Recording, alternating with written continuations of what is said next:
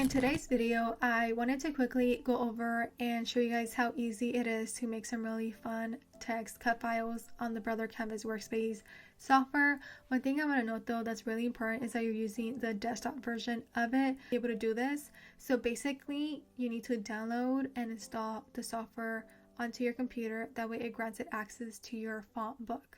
For example, on the Mac computer, this is what the book looks like.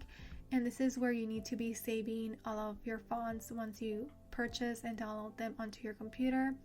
It will be saved here, and then you have all of these fonts ready to be used on any software that basically has this feature called True Type Font.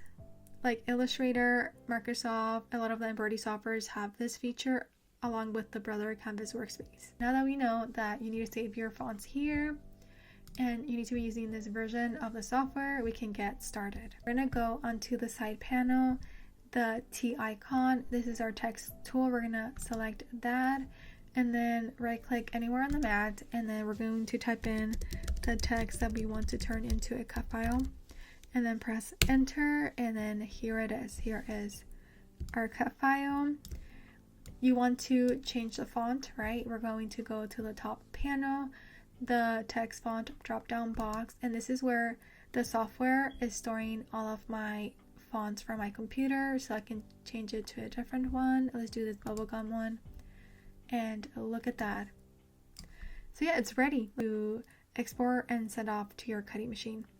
For the most part, again, that's all you have to do, but once in a while you do need to edit it, and I'm going to show you some examples. So let me delete that one. A lot of the cursive ones, let me zoom in. You need to quickly fix this, because if you don't, it's going to cut through the text. You see how it's overlapping? The cutting machine is going to recognize this as a cut line, and it's going to cut through the letter. So yeah, obviously we don't want that. And to fix this, we're going to select the text. Under edit, this panel, we're going to go all the way down to the weld option. Click on that, and it removes the text in the inside. So again, select the text and then weld, and then look at that. Super easy, right? Pretty much it, how you use your fonts from your computer to create a cut file on the Brother CanvasWorkspace software. One last thing I want to mention that's really important as well is that once you edit the text, right, and remove the overlapping, you can no longer change the style or the word itself. For example, big, this one, we did nothing to it, so I can still go in and change the word. I can also change it to a different font.